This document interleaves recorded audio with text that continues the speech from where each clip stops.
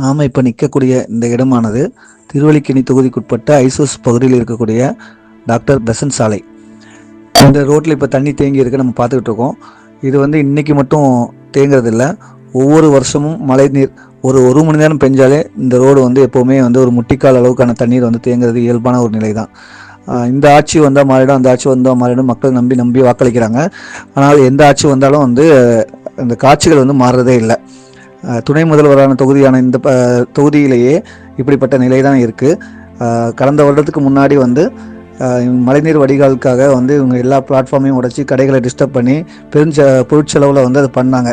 இருந்தாலும் அந்த மழைநீர் வடிகால் எந்த அளவில் பண்ணாங்க, அது முறையாக வந்து அது மழைநீர் வடிஞ்சு செல்லக்கூடிய இடத்துக்கு செல்லுதா அப்படின்றது நமக்கு பெரிய சந்தேகமாகவே இருக்குது. எப்போ மழை பெஞ்சாலும் இதே நிலை தான் இருக்குது. இப்படிப்பட்ட நிலை இருக்குன்னு தெரிஞ்சும் அதை ஒரு மாநகராட்சி ஊழியர்கள் வந்து மழை அதிகமாக பெய்யும் போது அதை வடிவதற்கான ஏற்பாடுகள் செய்வதற்கு மாநகராட்சி ஊழியர்கள் வந்திருக்கணும் களத்தில்.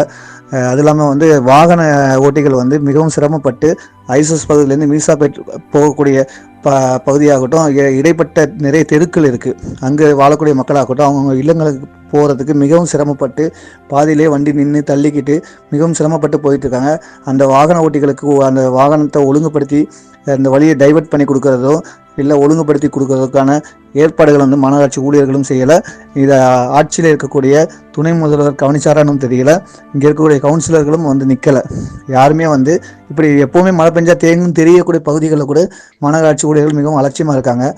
அது வந்து ஒரு காலந்தாழ்த்தி பிறகு வந்து நின்று அதுக்கான நாங்கள் வந்து நின்னோம் அப்படின்ற காமிச்சிக்க மட்டும் தான் செய்கிறாங்க.